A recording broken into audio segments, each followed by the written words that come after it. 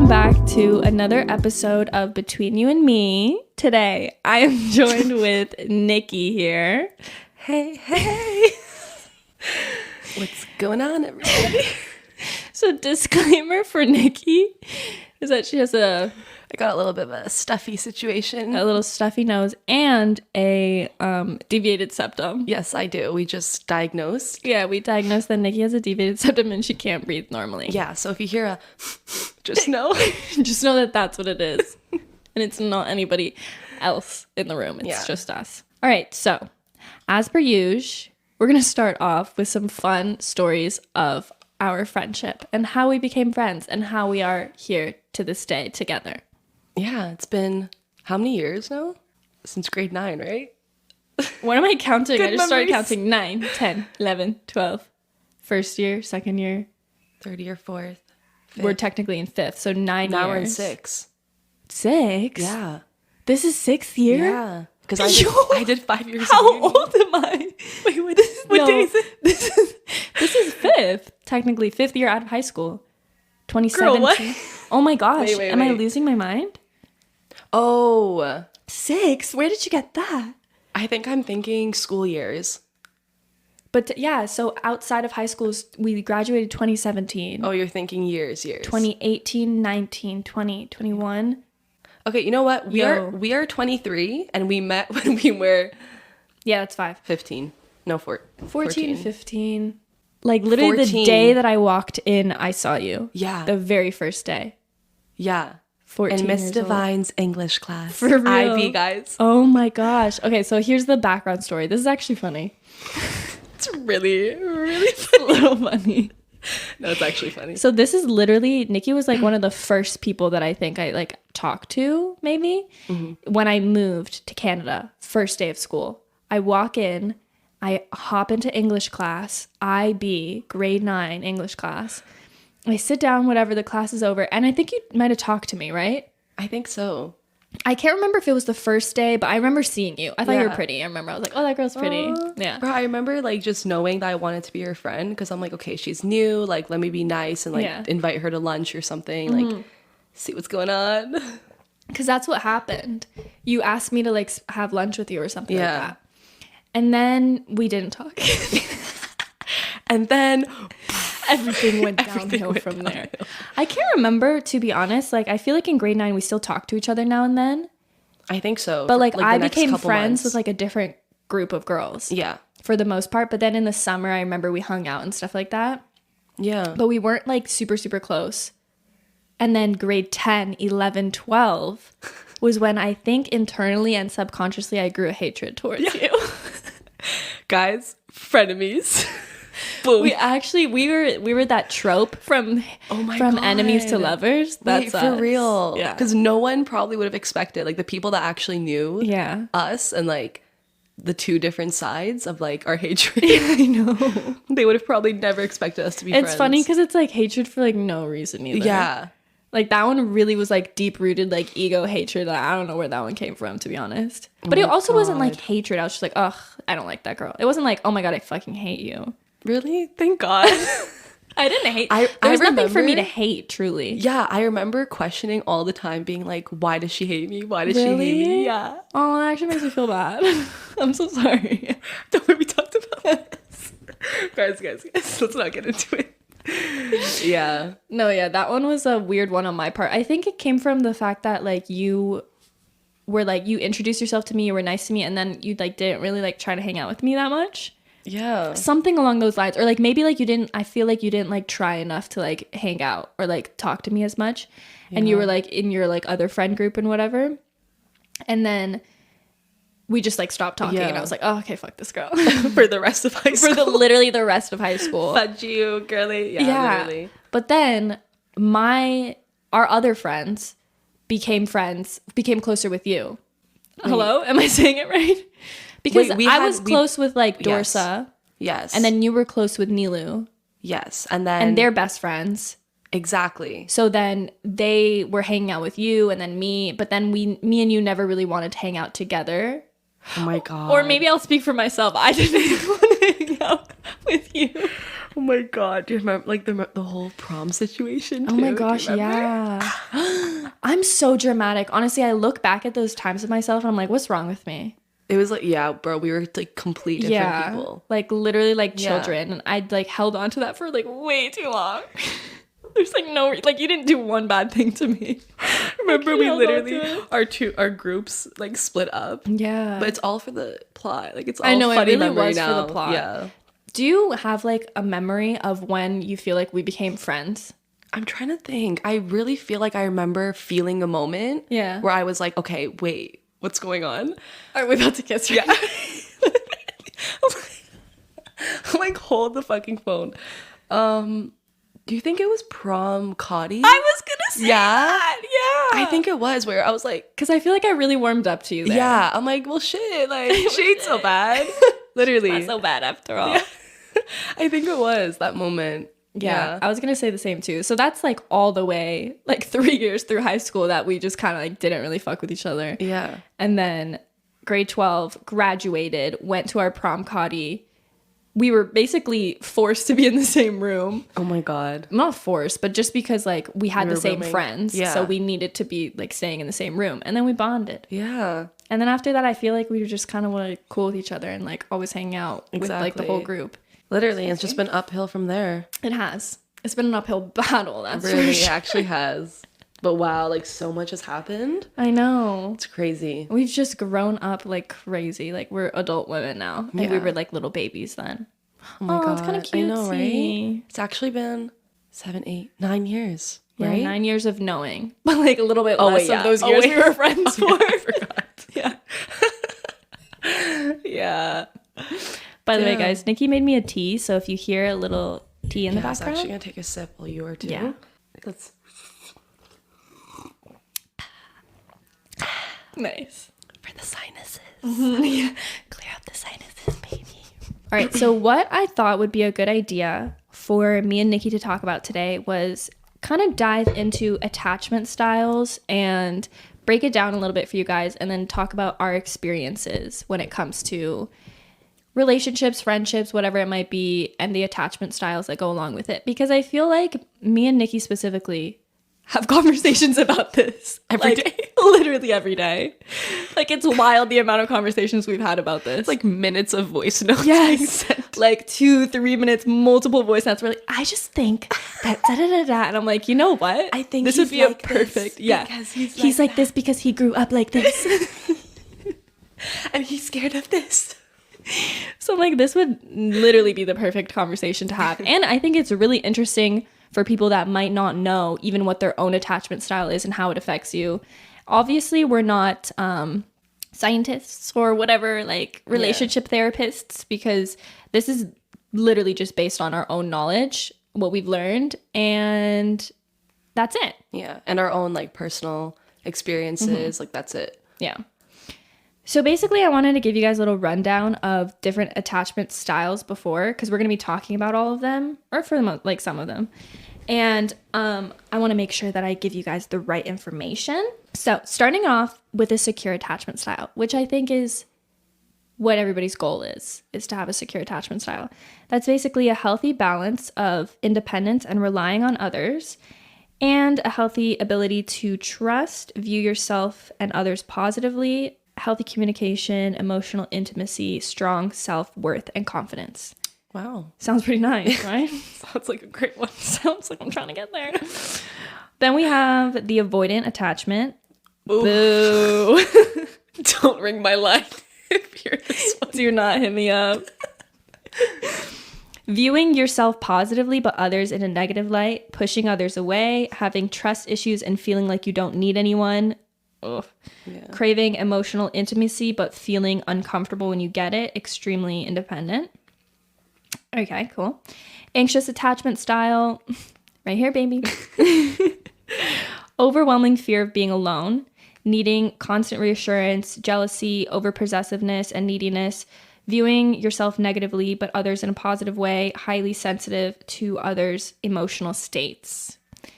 And then there's one called disorganized attachment style, I haven't heard that one. Maybe that's also fearful. That one I've heard of, but I'm not too familiar. Yeah. This is a negative view of yourself and others, finding it hard to maintain relationships, dissociating often, feeling unworthy and helpless, unpredictable behavior.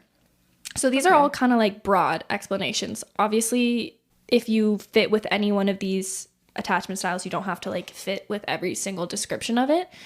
So after the explanation of those, I think it's important to note who we think we are in those.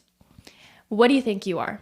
So as we've spoken about many times, I feel like it depends for me personally who I'm with, which may actually be a really, really bad thing. That it kind of depends on who I'm with, because then like, I don't even know, it's very easily influenced. Yeah. Because like in my past experience, when I was like with someone who made me feel kind of very secure and nothing to be anxious about, I felt like I had a secure attachment for like a very, very long time. Yeah. And then with like a recent experience, and by the way, when I say very long time, I mean like, you know, between like 3 to 5 years. Yeah. Like I felt like a secure person in that way. And then like my most recent experience, which was like pretty very short term, like months, suddenly something happened. Suddenly, boom, I wake up and I'm fucking anxious as hell. Yeah. And I just have like such an anxious attachment to that person because they like never would make me feel secure and like, or, you know, just wouldn't even give the reassurance and stuff. So I feel like for me, thus far, it's been like very dependent on who I'm speaking to. So it's kind of weird. That is interesting because they say that your attachment styles can come from like your childhood. Yeah. Like how you were brought up. If a parent was maybe not as emotionally available in your life, like when you grow up, then you can like be craving that from other people. Or if it's like the opposite, or if they don't give you like that opportunity to be emotional, then you're gonna be a person that avoids emotion all the time because you don't have experience like actually getting to know how to express your emotions. But when I did research, because I didn't do research on this because it was getting a little bad. Like primary research articles. I'm going into some scholarly stuff. I'm using those databases. Yeah. I like went in and like researched it. It can also just like come from relationships, like situations that you're put in that can make you feel like that. So personally, I feel like I am an anxiously attached person, and I've been like that since I was a kid because I've also just been anxious since I was a kid. So I feel like I've always craved that kind of like safety from parents, from like people in my life, friendships, and then it went to relationships as well. And during that time, I was also just so anxious in general, like no matter what, like regardless of my relationship, how it was going, like I was still anxious. I just found a piece of rice on my shirt. So, and the salmon. I cooked dinner tonight and it was really bad, but that's besides the point. It was good. You didn't eat it. I can imagine. It was so bad. I still smell like salmon. Anyways. So yeah, I think because of that, the same way that like your previous situations and relationships kind of affected your attachment style, I feel like mine like heightened it too. Like I was already an anxious person to begin with, and then having to be with somebody who wasn't all the time like giving you that reassurance. And also when you're anxiously attached to someone, you need more than a normal amount of reassurance. Yeah. You require more from somebody, and sometimes people aren't able to like give you that. And then that creates like a even more anxious response. Yeah, because the more they withdraw, like the more you want it. So honestly, bad.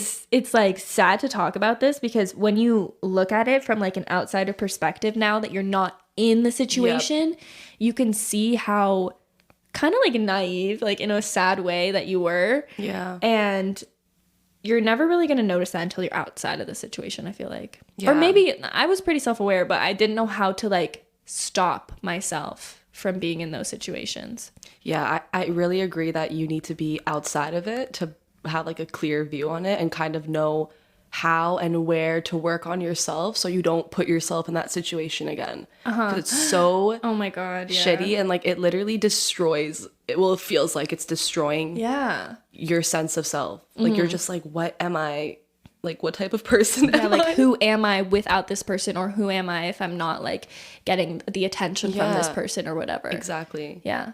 And that's also a really important thing. I feel like your attachment styles, especially talking more about anxiously attached, or being anxiously attached, because that's what I have like firsthand experience in, is that it has a lot to do with who you are and your relationship with yourself, sometimes even more than your relationship with others. Yeah. Because I feel like if you were securely attached and you didn't need any extra form of reassurance or whatever it might be, and you could see your situation with a clearer mind, I don't think you would take situations and take them so to heart, or take them so like emotionally, or with such like a deeper reaction. You know what I mean? Than if you are like an anxious person. No, but seriously, that's exactly like the realization that I came to after being like, well, I've always felt so secure for the past like 5 years of my past relationship, right? And then I'm like, okay, I don't even recognize the person that I became from, quote unquote, a situationship, right? Like the anxiously attached person I became from that. And I'm kind of like, oh my God, like what's like literally identity crisis? Cause I'm just like, who am I? Yeah. But it's seriously opened my eyes, because like at this age too, so many things in your life are fluctuating and changing, and it helps to see like where you need to work on yourself, because you really do need to sometimes like reflect on yourself and being yeah. Oh yeah. And that also goes back to relationships just being a lesson in general. Yeah. Relationships, or meeting a new person and getting to know them and seeing how you react in those situations, because everybody is so different. Even in friendships, the way that someone might communicate with you or be with their emotions, like open up with you, be vulnerable with you, or not be at all. Yeah. And it can be like kind of challenging to even navigate a friendship if you don't have somebody that's as open with you as you are with them, and you're not like the same communication style, for example. Yes. Yeah. That's why it can be like when you get to this age and you start to take, I mean, I think I was still taking my friendships seriously at the time, but it's like another level. You know what I mean? Yeah. And you start to take your friendships, relationships, and stuff a little bit more seriously. That's when your eyes will kind of be like open to, oh, wow, okay, so this person communicates like this. This person doesn't want to be this vulnerable here, or this person doesn't know how to express their emotions. And when you're younger, sometimes you're getting into relationships. Yeah. But I was going to say, it has nothing to do with age. Yeah. Because sometimes people at this big age, like you just know that, you know what I mean? Because I feel like you're self-aware about that stuff. But some people... That's true, you're right. Like if you're not aware about your own, the way that you communicate and like your own attachment and stuff like that, like you can't even identify in other people. Oh, 100%. It starts with you. Yeah. If you can't see it in yourself, you're going to be blind to it in another person. Yeah. But yeah, I guess you're right with that. It comes with experience. It comes with self-awareness and actually looking for it in some way, shape, or form. Because in my experience when I was younger, and this comes from less experience and less maturity, I wasn't like aware of that whatsoever. So it's like when you go into relationships, you're not looking for certain things that tell you like, oh, this person might not be able to give me what I need because I'm a little bit more anxious, because I didn't even know. Yeah. I knew that I was an anxious person, but I didn't think that that's how I would react in a relationship until it came down to it. So it's like I couldn't look for somebody that would be able to give me what I need. I just did whatever the fuck I wanted to at the time. Just like, okay, this person's cool. I'm like, come on, I like him. Let's Literally, do it. It was all so like fairy tale. Yeah, and it's so easy, and like so you don't like second guess your decisions. You're just like calm, collected, having a good time, and then it hits you. Now it's like you and I especially. Yeah. I feel like we think way too much. Like every aspect. If you meet someone, you're kind of like, maybe that's from trauma. No, yeah, no, but for real. Like you don't want to be in like a past negative situation that you once were. So now you're so like hyper fixated on like making sure you don't end up the same way that you were before. That's my issue, like nonstop. I feel like for me as well, from this point forward, is I'll be the same. Oh my God, yeah. We're actually the same together. We're actually the same person. You can just follow my footsteps. If it works out for me, then okay, please make it work out. it works out for me, you can be like, yay. If not, then like don't do it. For real. Because we actually like swapped. I know. Did we kind of swapped our mindsets? A little bit. Yeah. I'm like you in December. Yeah. Right now I'm like, fudge this. Yeah. Literally. For real. Yeah. Comes with a little bit of healing. Comes with a little bit of like literally being by yourself. And I'm talking about like getting over a person right now, by the way. It's like just not paying attention to any, like, it's like weird, but you have to be selfish during this time of your life. Like, I'm not saying like your friends and family, like obviously pay attention to them, but like, you, Mom. I hate you, Mom. It's just like being selfish in a way of like not letting people into your energy if they're not like giving you anything. Yeah. You know, what's the point? Exactly. You got to like reboot that for yourself until you're ready to actually try. And I feel like you will also feel natural, yeah, and like you want to. Yeah. Yeah, I'm not like about force. Yeah, I'm really not about that because I physically can't. Like I can't force anything if I'm not. Oh, same. Like I'm just grossed out first of all. Mm-hmm. We're talking about men, by the way. Yes. Yeah. By the way, everything that we were talking about there has to do with like our own personal experiences. Sorry if it didn't make sense. Yeah. But like it might have just made sense to me and Nikki because we're like in our own conversation right now. But we're basically talking about ending situations with other people, starting new situations, and being much more cautious about it because you've learned and you know that you don't want to be in the same situation that you were last time. So you have to kind of look for those red flags. Yeah, guys. If you see a red flag, it's not green, babe. Okay? Like look, like put your glasses on. Literally. Look at it deep in the eye. Because it just gets more red. It does. As you go on. Like it does not get better. There's just multiple red flags that pop out. Exactly. But now at least like I feel like because I've never dealt with, for example, like an avoidant person or situation, now I never knew what the warning signs were. Yeah. Right? Yeah. So I feel like sometimes, unfortunately, you kind of have to experience to grow and to learn from it because I would have never known how to identify someone who's like avoidant now. Because now that I did, I kind of know what to look out for. That you don't want to be in again. Exactly. And not to like see the red flags as like they'll change or they'll be good only for you or you know, what else do we say to ourselves? Like, we're like, he's just different. Yeah. He just needs a little bit more love. He just needs a little bit more. I can fix him. Guys. Literally. If you are looking at a man and you're thinking you can fix him, no, you cannot. Like, this is childhood deep trauma, you guys. Like, he needs therapy. Like, not you. He needs a therapist. Not you. Like, you're just gonna get yourself hurt. Yeah. I think there's a fine line between a man that is like super broken, let's say, or a woman who's super broken and has a lot of issues that they have to fix, and somebody who's in that situation but is extremely self-aware and is willing to change, not because of you. Because of them. They want to change because that's just the person that they are. And even if they've dealt with shit in the past or they've had stuff that's happened to them or previous relationships, whatever, if they're continuously trying to fix it and not just staying in that little hole where they're like scared and don't want to move forward and don't want to do this and are like completely focused on other aspects of their life, that's when it's kind of like, okay, like stay away from that type of person. Yeah. But if they're giving you signs. Bingo. Bingo. No, I was just going to say, like, literally you nailed it. And you can't help someone who doesn't want to help themselves. Yeah. Period. So if you see someone who is comfortable in being the way they are, just walk away. Yeah, for real. Literally, just walk away. That's at that so point. true. If they're comfortable in the situation that they're in and they're staying in there, you don't see any type of like movement or willing to change. I think it starts off like, obviously there's different. This is such a broad subject, so it's so different depending on the situation that you're in. Yeah. Let's say it's somebody that you've been with for a while, and now these like avoidant, whatever it might be, are getting in the way of a relationship. In that circumstance, if you see the willingness to try and to change and some effort, that can sometimes be enough to like keep it going.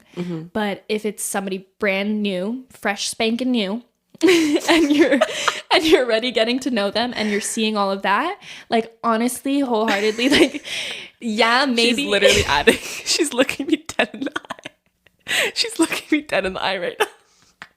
Help me, guys. Oh my god, I was gonna say maybe it might feel like there's something to work with there, but it's like, why? Yeah. Even? There's just so many people out there, and the chances of you walking towards a man that actually knows what he wants. Sorry, I'm getting like really passionate. Like actually knows what he wants and knows like what his future looks like, what he wants to be a better person, blah blah blah. And not just like career, you know what I mean? Not just focus. Inner. I feel like your inner soul, you know, your self like growth and stuff like that. If someone is not paying attention to them growing as a person, oof. Yeah, I really don't know how I feel about that. Not good things. It's not good. I feel like everybody, especially, I mean, at least the people in my world right now at our age, I feel like are really focused. Like our friends, like the people around us are like super focused on like fixing themselves, growing. And like we're at that age where it's like, okay, big girl shit. Like let's get our big girl panties on and find out what we're doing in our lives and blah, blah, blah. So it's weird. I'm thinking about it right now, and literally every single one of us, like are all like that. In that same we're in mindset. this like phase, and we wouldn't be able to say the same 5 years ago. Yeah, we were. I don't think I was thinking about this type of stuff. It's weird because now I feel like I can never escape this anymore. Me too. Like I'm too self-aware. It's to a point where I'm like, you feel like you always need to be fixing yourself, quote unquote, fixing yourself. Not that you need even have anything to be fixed, guys. You know, you're fine just existing as a human being. Yeah. Because it can be exhausting thinking about constantly needing to improve. Yeah. But yeah, I feel like if I see like a flaw in myself, I'm like, oh, immediately, like I need to fix that. It's a little bit of a toxic situation. It's kind of draining. Yeah. I think the same exact thing, to be honest, because if I'm speaking super personally, when I was going through my breakup, that was like the main thing that I was like, this is my mental goal right now, is like healing myself through this. And then when I got through that, I was like, oh my God, I'm chilling, I'm cruising, I'm You're good. like, what's next, baby? What's next, baby? Give it to me, world. And then something else happens. And I'm like, you're like, boom. Oh, I'm like, okay, so there's more. There's more to heal. There's more to work through. There's more that I need to figure out. And I'm like, okay, now we're back on that horse. We're back on that horse, and we're back on healing the attachment style inside of me. You know what? Like, the only thing is that I don't necessarily like is I feel like anxious people are always compromising more than the avoidant people. 100%. It's so unfair, man. Like, we're always the ones to be like, let me meet him more, like, let me meet him halfway, or her, or whatever, like, let me meet this person more. And then the avoidant is always just kind of chilling, kind of sitting there and like letting it happen. Because I think experiencing like situations with an avoidant person, I think that they have so much going on in their heads and they don't know how to express it. Like they don't know how to go about it, when anxious people still have a lot going on in their heads, but they're going to do something because they feel helpless. They feel like they need to do something. But avoidant people will do the opposite. They'll back away because there's too much going on that they can't handle it. They'll just pull away. It's the easier option. Because to them, it's the easier option. When in reality, if we think about it, I think facing the issue is a lot easier, because then you work through it. And it's done. Yeah, like, and it's done. You can wipe your hands clean and you're good to go, and you're like on to the next. But leaving shit unresolved actually gives me nightmares. Me too, Nicki. Honestly, like just having multiple things in my life unresolved from like multiple different people and situations, I think I'd actually go insane. I don't think I would make it. No, I think in that situation, like, do not sign me up for that ever, because I will not voluntarily put myself in that position. Yes, sometimes though, I like, not gonna lie, I do wish that, I'm like, oh, I wish I was freaking avoidant at this point, because being not attached, sorry, being like more anxiously more emotional, even just in general, not even like anxious, it's just like, so, I mean, you get hurt more, right? Because you feel things more. Yeah, but it's also beautiful. It is a beautiful experience. But you are also kind of more vulnerable than avoidant people. Hence why they're avoidant, because they don't want to get hurt. So makes sense, to be honest. I mean, go off, guys. I mean, go off. I wish I was avoidant. Holy shit. We're just projecting out of jealousy. Yeah. We just wish we were you.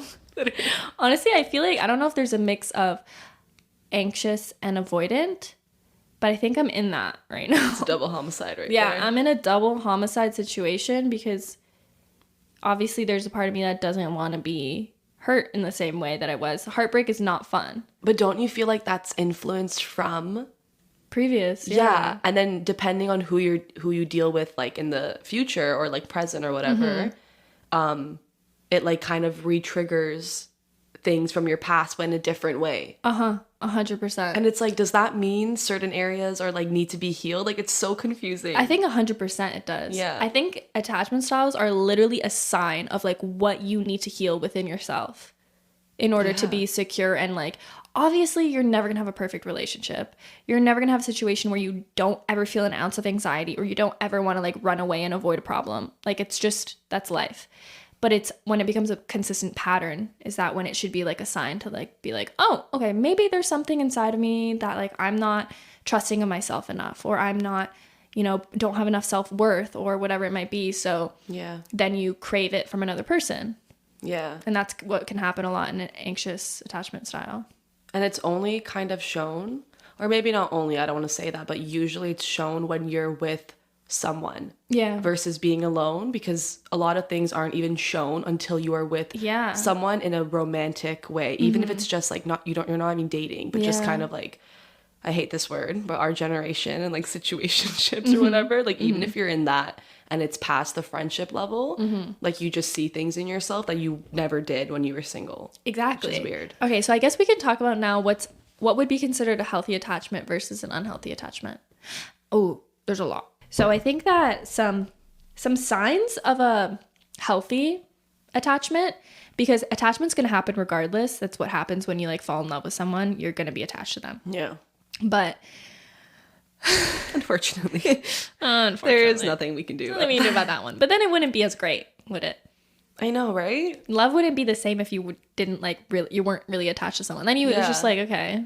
It's like, I've noticed that even now, it's like I'm not even afraid of liking someone. I'm afraid of the attachment. Yeah, because that can be even worse than liking someone. I guess what we have to be afraid of is unhealthy attachment, because you're gonna be attached regardless. You know what I mean?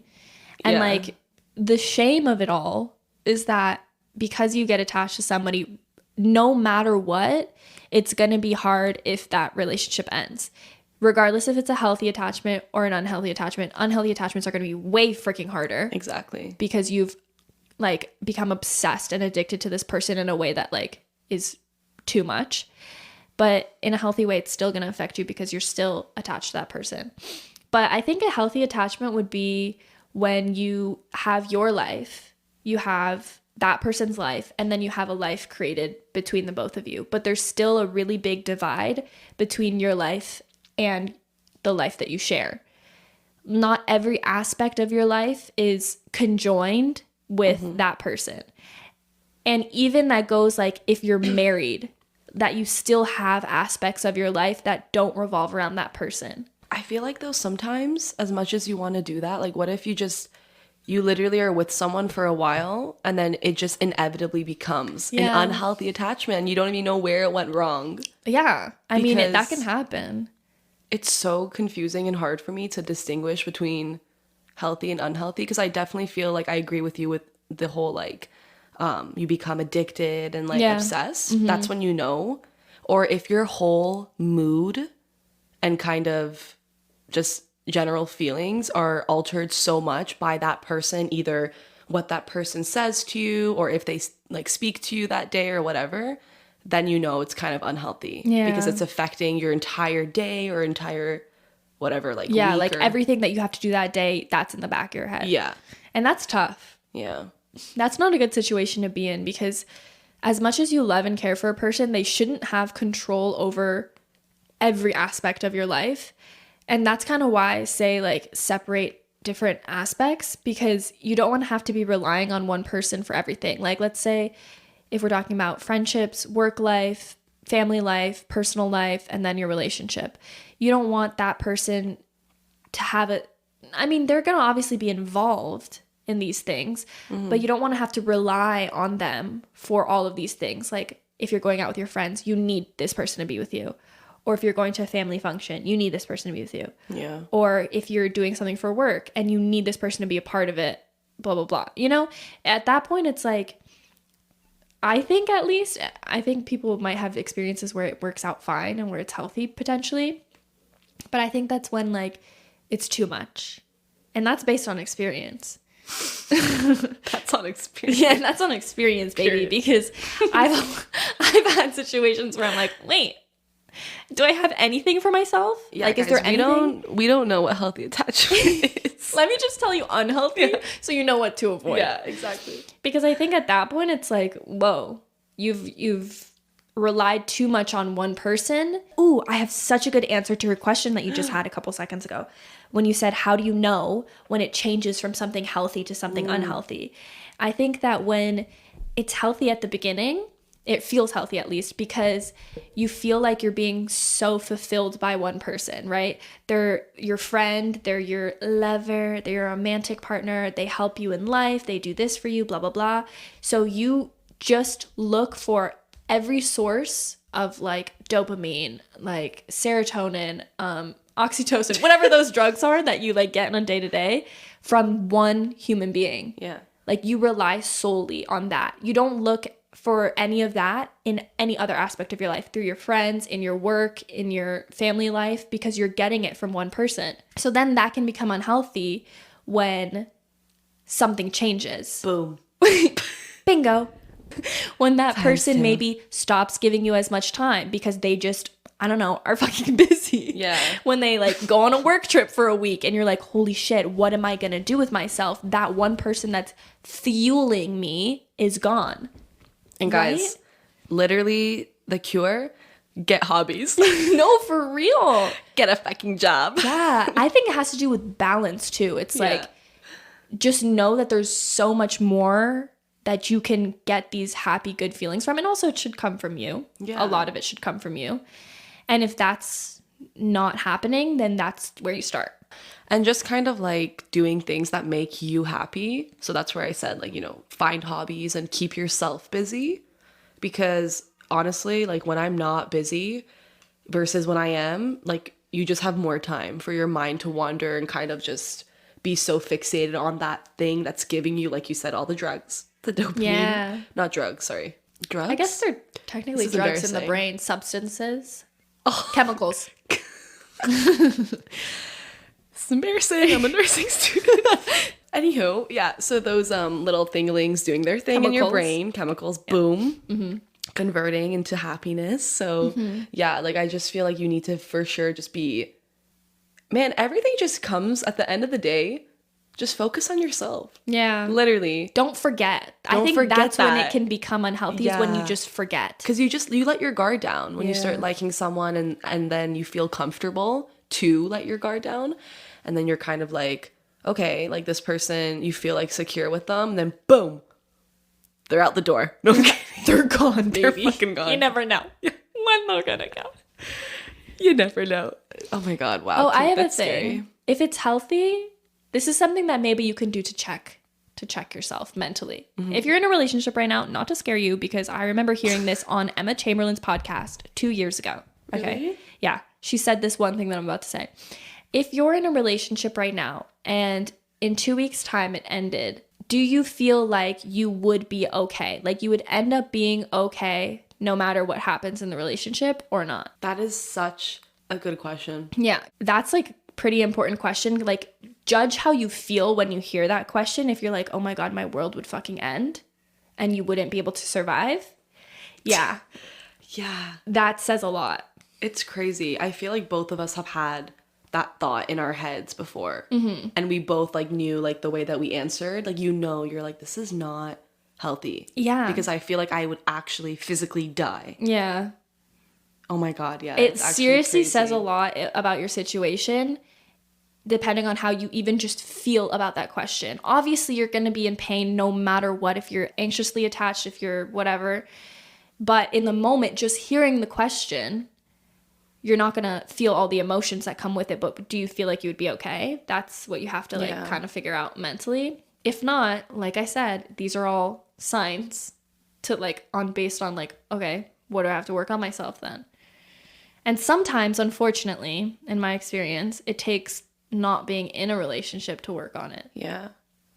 And I feel like, honestly, like, I mean, take this with a grain of salt. Yeah. But I feel like sometimes it's okay if you find yourself, like, wrapped up in an unhealthy attachment, because honestly, when I'm looking at people around me, and it happens to literally everyone. Yeah, you're right. It seems like it. It's like very normal and common that people develop unhealthy attachments in their life because it just comes naturally. Like, you're with someone for super long. And I don't know, like, maybe some people are out there and they really actually do have healthy attachments with people they've been with, like, for years. So I don't know, but I'm just speaking from, like, myself, I guess. It just happens because you just become so used to a person. And then, I don't even know, like, I guess it comes with, like, experience. And then if, you know, it sucks if something like that ends. And then you kind of have to learn, oh, I did have, like, an unhealthy attachment to that person, but you will be okay. Like, it sucks probably way more for you than for someone else that was, like, in a healthy attachment. But, like, you will get through it no matter what. Like, both sides would get through it. 100%. Yeah. Coming from somebody very anxious, that's it, period. And, like, going through a breakup where the attachment was super, super strong and I didn't think I was gonna make it. Not that, like, you know, I'm not saying I was gonna die, but it sure as hell felt like I was going to. Yeah. So, and I'm cool. I'm good. Took time and a lot of work, but if you guys want to hear more about that, go to my heartbreak episode. Oh my God, yeah. This is a little bit off topic, I think. What do you think about the phrase, if he wanted to, he would? Ooh. Because this does have a lot to do with attachment styles too, in a sense, because we can believe, oh, if he wanted to, he would be doing this, he would be doing that. Have you communicated it, babe? Yeah. Does he know? Is he aware? Are you Every aware? person is different, man. Like, literally, I get it. They want to say there's, like, a general rule. And maybe for 80%, or I don't even know, whatever, like, people that you've met that were like that. But there's people that, like, they want to and they just can't. Yeah. I feel like there actually are people like that. And they just, or not even that they can't, they don't know how, and therefore they do not. Yeah. So I think so too. And it's funny that it actually does relate so well with, like, attachment styles, because when you're saying, like, they might want to but don't know how, that can be so avoidant. yeah. Right? Yeah. Okay. It's like they feel like, or even they feel like they're doing something that you asked for, but, like, to our eyes, it's like, no, you're not doing what I asked. But they think that they are, because, does that even make sense? Yeah, like, so much miscommunication, basically. Because if you are dealing with someone who is secure, then you can, you know, communicate that with them, and then hopefully they'll understand where you're coming from. But if maybe you're dealing with someone where communication isn't there, and they're kind of avoidant, then it's a little bit difficult, because then, like, they are seeing something in such a different lens than you are, and you're like, what the hell? Like, if he or she wanted to, they would. But then they're on their end, like, they're not even seeing it the way that you are. Like, people are so different. Like, not everyone thinks the way that you do. It also has a lot to do about your past. Yeah. So much to do about or how your past. you were raised, even, you know? The thing about that is that if you grew up in, like, a really, really different situation than, let's say, somebody that you're in a relationship with, you need to be willing to explain that to them and understand them if they are explaining it to you. And that's the only way to, like, get to a common ground of how you're going to be able to communicate, how you're going to be able to figure out problems, let's say. Yeah. Because if you don't do that, you're just acting based off of your past, which everybody is at the end of the day. But there's no context. The other person doesn't have a single ounce of context as to why you act the way that you do. Yeah. So I think that's important too. And even just, you know, adding on to what you just said, it's important kind of to see the difference, though, because some people, like, with what you just described, they actually kind of, I guess, want to put an effort to even open up in that way. Because if you're dealing with someone who does not want to speak about their past, nothing, doesn't even want to communicate, then, like, what do you know? Yeah, you're kind of screwed, to be honest. You know what I mean? It's not even, they kind of, even if they're dealing with those issues of, like, I want to, but I can't, but then there's in no shape or form communicating that or showing the effort of that, Yeah. then you're stuck. So you kind of have to see a little bit. So I guess sometimes it's so weird. It's like, a lot of sometimes trial it and makes error sense. with these situations. Sometimes people are just not compatible too. Yeah. They just like simply do not work together, even if you try. And maybe you have good chemistry and maybe you like are good friends. But the compatibility of like people that are able to communicate with each other, and that being probably one of the biggest parts of a relationship, if you can't communicate properly. And that goes the same with arguments, discussions, like all that in communication. I don't think it's really going to work out too great for you, girly, to be honest with you. Personally, I feel like I'm always seeing things on social media, especially TikTok, man, my FYP. Yeah. Is that FYP? Yeah. Okay, it sounded weird. And it's all like, if he wanted to, he would. And then it makes you like trip out about the person or whatever.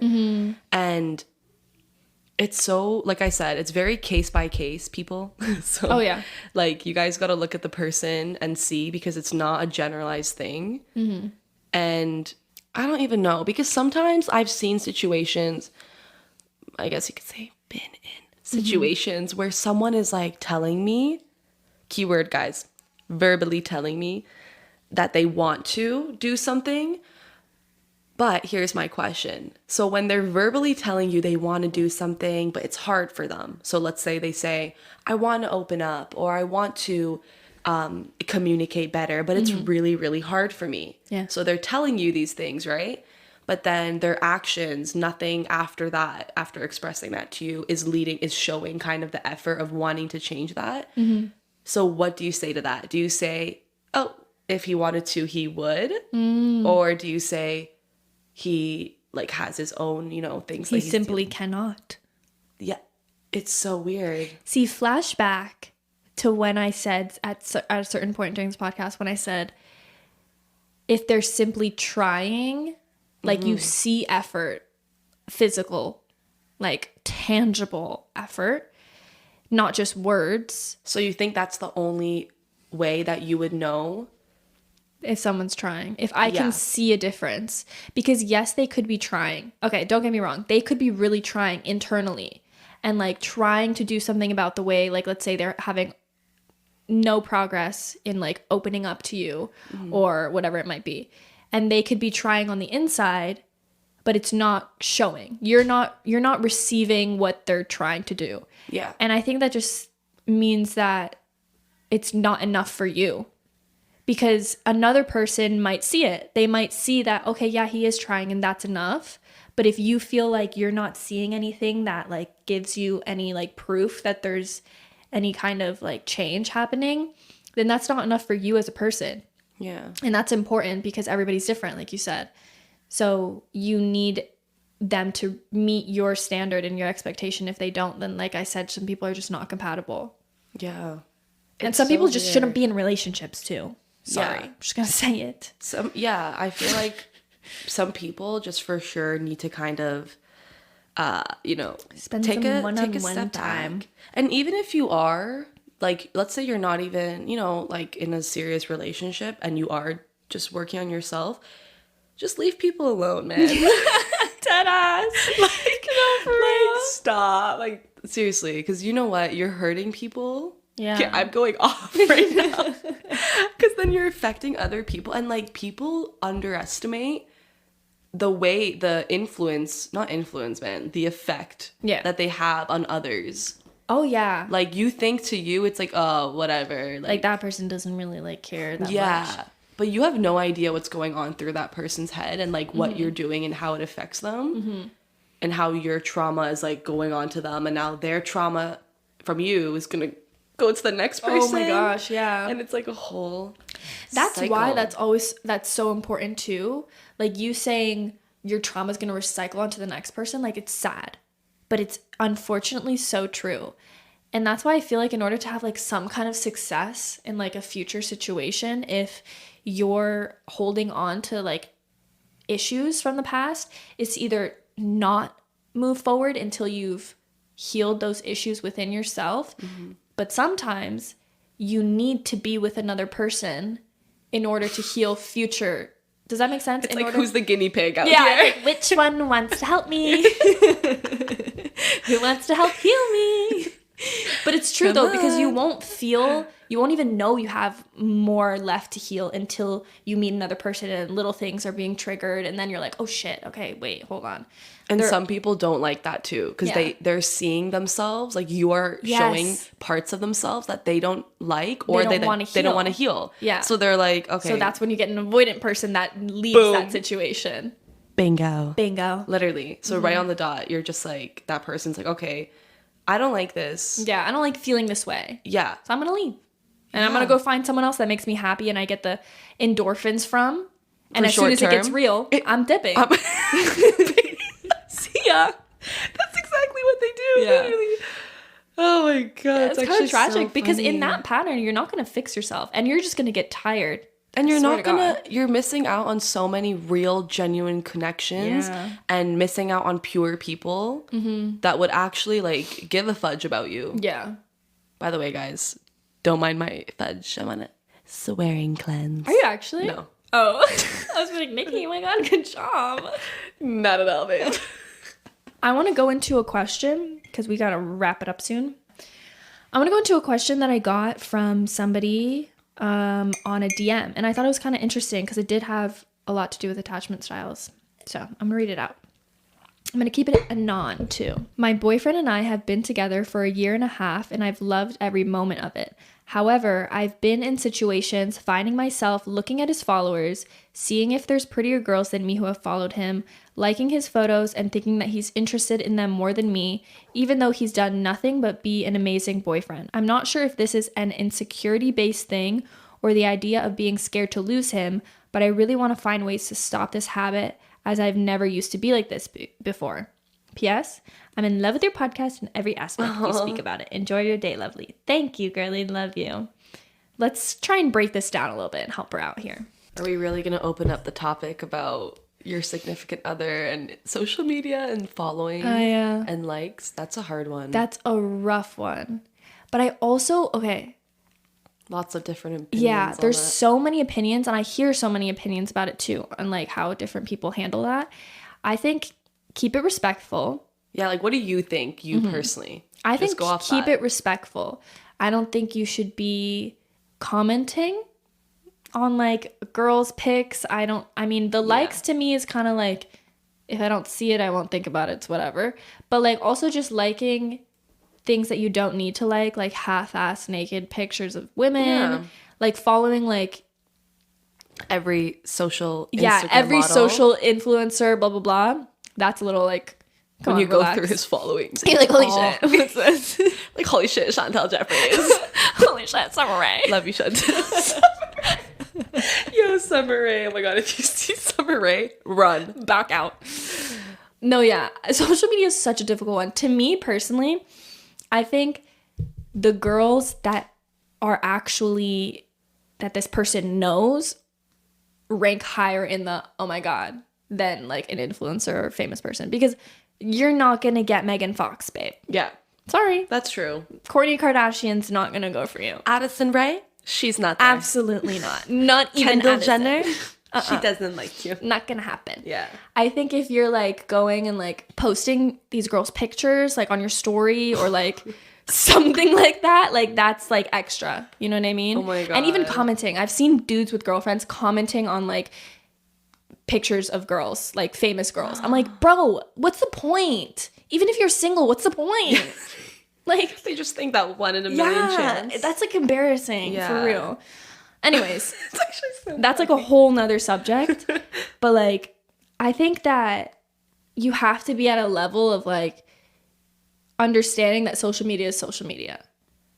Right? And like, once it crosses a level of respect is when you have a problem. Whatever that means to you, I guess. Everyone's and I different. think that what would be discussed in your relationship as like what's crossing a boundary. Don't be DMing girls. Probably would be one that would cross a boundary. Don't be following a bunch of new girls that you don't know. Things like that. Yeah. Yeah, because I feel like if you're dating someone, personally, I'm speaking personally here, and if you just right, like when you're already dating that person and then you begin to start following girls that you don't know. Let's say, like, I guess even if they were famous, maybe I would feel a type of, not, I don't even know, I don't want to say famous like Kendall Jenner, because if you all of a sudden follow Kendall Jenner, that's fine, whatever, it's Kendall Jenner. But like, let's say you follow TikTokers who aren't famous, but they kind of have a little bit of a following. And I see you following like all these pretty TikToker girls after we started dating. It's a little bit weird to me. Like, I'm not going to lie. I'm just kind of like, why? What we're trying to say here is, first of all, it depends on what you've discussed with your partner with what's respectful. Because I've seen some girls say, don't like other girls' pictures, even if they're not half naked. I don't like it, period. And then the guy, I guess, just respects that. But I've also seen girls literally not give a flying fudge about a like on a photo. So then for them, it's totally fine. For her, obviously, it's an issue. Like, she's hurt by it. Right? So it's so iffy, because it comes to a point where it's like, is this an insecurity where you need to work on yourself and let him do him? Or do you speak to him about it and kind of are like, yeah, you know, I'm insecure about this, but just don't question it and just stop doing it. Just don't do it again. Just don't do it again. It's so weird. But I think that she's saying she's the one going through his followers. And seeing that girls have followed him and are liking his pictures. Thinking that he could potentially see that and be more interested in those girls versus her. Got it. So I think in that aspect, it has a lot to do with insecurity. Because this is like a level of overthinking that's like really high, because the chances of that being true are probably pretty slim. But I also think that there's a level of, do your insecurities come from something that your boyfriend has done? Or is it something internal in you that you feel like maybe you're lacking a little bit of something within yourself? I don't know. See, that's a question that you have to ask. But she also did say that he's done nothing to her and been a great boyfriend. So she clarified that for us. So I think that it could be definitely an insecurity-based thing. And also, bringing it back to the attachment style could definitely have a lot to do with if you've started to create an anxious attachment to somebody. Because that can make your brain go in 10,000 different directions of, I don't want to lose this person. And your brain is going to go to everything that's a possibility of losing this person and freak out about it. And you feel kind of like less than them. Like they're such a better thing than you, and you don't want to lose that. That actually makes me sad, because really I remember feeling like that. I remember like losing so much like confidence in myself and just being extremely insecure. Literally. And like it all happens as like a result of you creating this attachment to somebody and just simply fearing losing them so much that like your self-worth starts to go down and your confidence starts to go down. And then you start doing things like this, like looking through his followers or like looking through his likes, whatever. And it can be really damaging to you, because a lot of the times this person didn't do anything to make you feel insecure. If they did, it's a different story. But I think that mostly has to do with you working on elements of how can you build your confidence back up. It's so much easier said than done. 100%. Because we've all been there where like your insecurity will take over and you're kind of blowing things out of proportion and seeing things in such a different light than they really are. Because like she said, he's been a great boyfriend. But it really does come from working on yourself and that insecurity. Because, you know, it could be not really fair to him to kind of be like, especially for this, like he's not, you know, quote unquote doing anything. So it's just kind of something that you would need to work on yourself, because then it doesn't feel good on the other side, you know, having someone portray their insecurities on you. Because then you kind of get overwhelmed, and that's how like you create that avoidant attachment. Avoidant, anxious dynamic. Yeah, that's so true. I was gonna say there's no harm in explaining it to your boyfriend, but I kind of take that back in a sense. There can be harm in it. But it's a matter of how you go about explaining your insecurities in a way that's like not being like, this is your fault, fix it. And a lot of men will think that when you bring a problem to them, they need to fix it. So maybe think like maybe say it in a way that's like, listen, I want to explain this to you so you know how I feel right now. I'm feeling a little bit more insecure than usual. Things like this are worrying me. I don't need you to do anything, but I just want you to be aware of that, because if it changes the way that I act, blah, blah, blah. Yeah, I'm just telling you. I'm just letting you know. You ain't got to do nothing. Literally, they always think, right? They're like, they're always like, oh my God, what do I do? Oh, another problem. Like, no, and that's why guys are like that. It's we're so just annoying. talking. Like, let me rant, yeah, babe. I'm just expressing. Let me express the way that I feel. That's why me and you can have our voice memos of 45 minutes long. They go back and forth, and we're just like, no, I totally get it. It's like no wonder that they don't want to hear that. Oh my God. Oh my gosh. Yeah, so girly, I think that it has a lot to do with a little bit of a deeper, maybe slightly, not to say it in a bad way, but like unhealthy attachment that could potentially be going on, that you have to, there's just signs that of things you need to work on within yourself. And like I said, I don't think if you go about it the right way, there's any harm in explaining that to him. Yeah. So good luck. I wish you the best of luck, and I hope we pray for you. And I honestly, if there's anything that I can give you the most advice on, stay off of his socials. Stay off of it. Stay off of it, please. It'll save you just a lot of overthinking. That whole of like looking through their following. It's awful. And back when Instagram had the whole oh my God, I wasn't crazy at that time, so I never got to see it. You never got to experience No, I never got to experience it. You know, it was up until like a month ago. No, it was not. A month? I'll tell you in private. Oh, I did not know that. There was they a popped way. It back when up. there's a will, there's a way. No way. I tried everything. They did. No, but for real, it's like a rabbit hole. Because once you go like down that hole, it's like your daily routine, like your morning newspaper. It's like, no, for real, it's a pattern. You're like, let me check today and let me see anyone new. Yeah. Mm-hmm.